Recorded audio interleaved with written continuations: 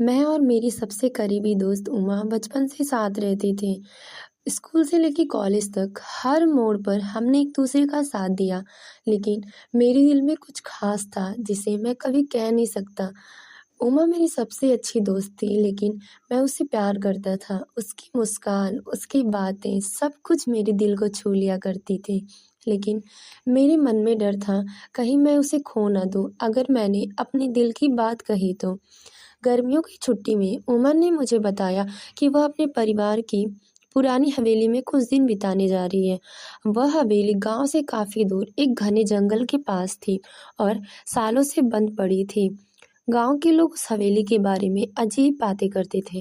कहते थे कि वहाँ कुछ अनहोनी हो चुकी है और उस रात से हवेली भूतिया मानी जाती है। उमा मुझसे कहने लगी, राकेश तुम मेरे साथ चलो, वहाँ हम कुछ दिन साथ रहेंगे, दूर हर किसी से, बस हम दोनों। मैं उसका न्योता सुनकर सोच में पड़ गया। मैंने हवेली के बारे में डरावनी कहानियां सुनी थी। मैंने उसे समझाया, उमा वो जगह ठीक नहीं है, मैंने सुना है कि वहाँ कुछ बुरा हुआ था। लेकिन उमा ने मुझे हंसते हुए कहा, राकेश ये सब अफवाहें हैं, वहाँ मैं जाऊंगी और सब ठीक रहेगा। तुम चलो तो और भी अच्छा होगा। मेरे मन में एक अजीब सी बेचैनी थी, लेकिन शायद इस बार मैं अपनी दिल की बात कह पाता, इसीलिए मैंने जाने का फैसला कर लिया। हम दोनों हवेली पहुंचे। वह जगह सच में अजीब थी, बिल्कुल वीरान और अजीब सी ठंडक थी।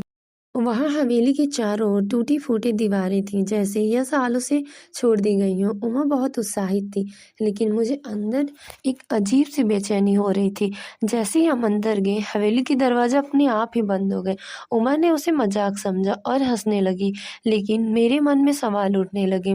कुछ अजीब था। उमा ने कहा, चलो अंदर जाके देखते हैं कि क्या खास है।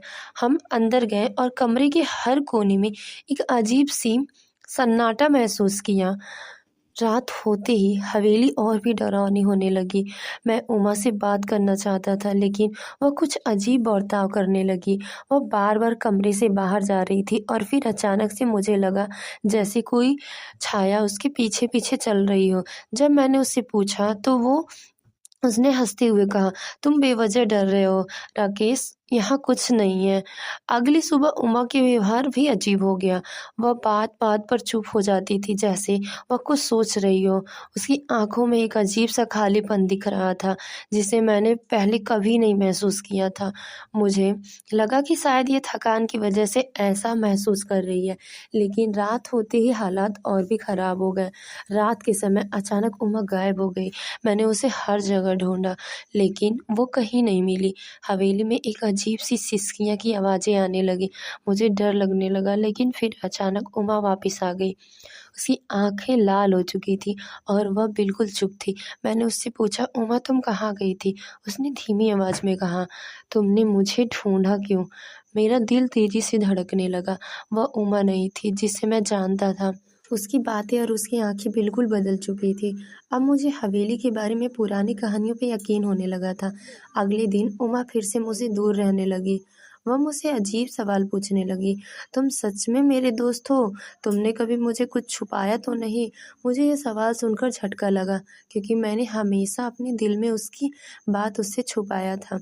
मैं उसे अपना प्यार नहीं जता पाया था। अब मुझे लगा कि अगर मैंने उसे नहीं बताया तो मैं उसे हमेशा के लिए खो दूंगा।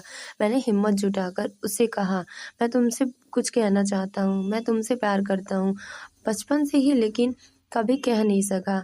उमा की आंखें में एक अजीब सी चमक आई। उसने धीरे से मुस्कुराते हुए कहा, क्या तुम सच में मुझसे प्यार करते हो?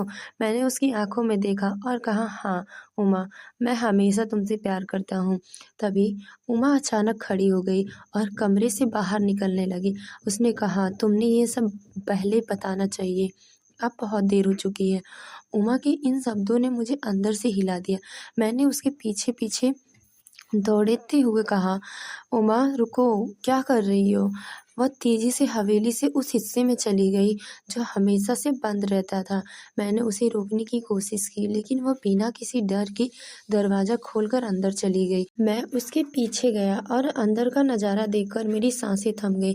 कमरे में एक पुराना आईना था और उसमें उमा का एस्क नहीं बल्कि एक औरत का चेहरा दिख रहा था। उस औरत की आंखें खून जैसी लाल थी और चेहरा बिल्कुल सख्त था। मुझे एहसास हुआ कि उमा उस औरत के कब्जे में थी। उसने मेरी ओर देखा और धीरे-धीरे बोलने लगी, उमा अब तुम्हारे साथ नहीं है, वह अब मेरी कैद में है और अगर तुम इसे वापस चाहते हो तो तुम्हें एक खेल खेलना होगा। भूतनी ने कहा, तुम्हें अपने प्यार की सच्चाई साबित करनी होगी। अगर तुम उमा को बचाना चाहते हो तो इस हवेली में छुपे एक राज को खोलना होगा। अब मेरे पास उमा को बचाने का एक ही रास्ता था।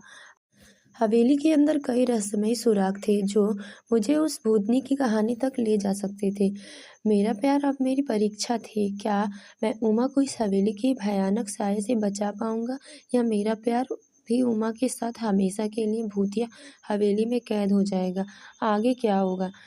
क्या राकेश अपने प्यार को बचाने के लिए हवेली के गहरे रहस्य को सुलझा पाएगा, या उमा हमेशा के लिए हवेली की भूतनी बनकर रह जाएगी? राकेश के सामने अब दो रास्ते थे। या तो वह उमा को हमेशा के लिए खो दिया, या उस भूतनी के द्वारा दिए गए खेल को जीतकर उसे वापस ले। भूतनी ने राकेश से कहा कि उमा को बचाने के लिए उसे हवेली में छुपे एक गहरे रहस्य को सुलझाना होगा।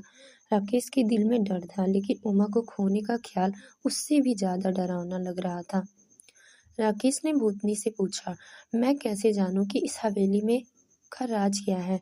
भूतनी ने ठंडी आवाज में कहा, हर कमरे में एक संकेत है। अगर तुम सच्चे दिल से उमा से प्यार करते हो तो उस संकेत को समझ लोगे, लेकिन ध्यान रखना, हर गलती की सजा तुम्हें उमा की आत्मा के करीब और दूर कर देगी। राकेश सिंह ने दृढ़ संकल्प से फैसला किया। वह उमा को हर हालात से बचाएगा। वह पहला कमरा ढूंढने के लिए आगे बढ़ा। कमरा बहुत पुराना था, जर्जर हो चुका था, लेकिन उसकी दीवारों पर अजीबोगरीब चिन्ह बने हुए थे। राकेश ने एक छोटे से शीशे पर ध्यान दिया, जिसमें एक धुंधला अश्क दिखाई दे रहा था। अश्क में एक बूढ़ा आदमी दिखाई दिया जो लगातार कुछ बड़बड़ा रहा था। वह संकेत था उमा के परिवार के एक गहरे राज का। राहुल को समझ में आ गया कि हवेली की भूतनी का उमा के परिवार से कुछ पुराना संबंध है। जैसे जैसे राकेश कमरे की ओर अंदर गया, उसे पुरानी किताबों का एक ढेर मिला। उन किताबों में हवेली के पुराने मालिकों की कहानियां दर्ज थी। वह यह देखकर हैरान रह गया कि उमा के पूर्वज ने इस हवेली में एक भयानक गुनाह किया था। भूतनी, जिसकी असली नाम ज्योति था, हवेली में काम करने वाली एक नौकरानी थी। उसे उमा के दादा ने धोखा दिया था।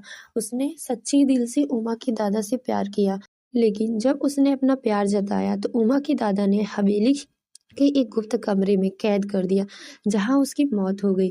ज्योति की आत्मा ने कभी शांति नहीं पाई और वह उमा के परिवार से बदला लेने चाहती थी। अब वह उमा की आत्मा को कैद कर रही थी ताकि वह उस परिवार को हमेशा के लिए दुखी कर सके जिसने उसके जीवन को तबाह कर दिया था। राकेश अब समझ चुका था कि भूतनी की इस पूरी योजना के पीछे बदले की भावना है, लेकिन उमा को बचाने का एकमात्र तरीका था भूतनी को माफी दिलवाना।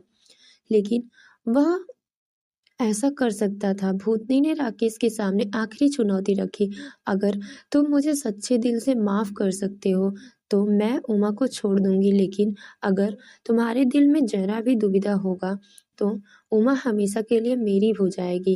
राकेश ने अपनी आंखें बंद की और ज्योति के दर्द और धोखे को समझा। वह जानता था कि उसके परिवार ने उसे कितनी तकलीफें दी हैं। उसने धीरे से कहा, मैं तुम्हें माफ करता हूँ ज्योति।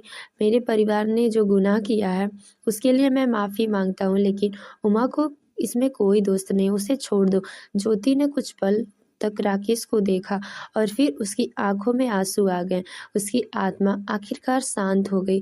हवेली में एक अचानक ठंड गायब हो गई और उमा के चेहरे पर हल्की सी चमक आई।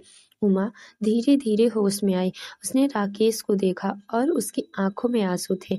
उसने कहा, राकेश तुमने मुझे बचा लिया, मुझे नहीं पता तुम्हारे बिना मैं क्या करती। राकेश ने उसे गले लगाते हुए कहा, मैं तुम्हें कभी खोने नहीं दूंगा। अब उमा, मुझे यहाँ से चलना चाहिए। हवेली के बाहर जाते समय उमा ने राकेश से कहा, तुमने मुझे अपनी जान की परवाह किए बिना बचाया और मैं भी तुम्हारे बिना नहीं रह सकती। राकेश और उमा एक दूसरे को गले लगाकर धीरे धीरे हवेली से बाहर निकल गए।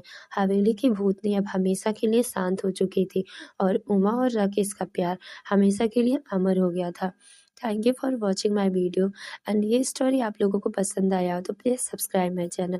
Thank you so much.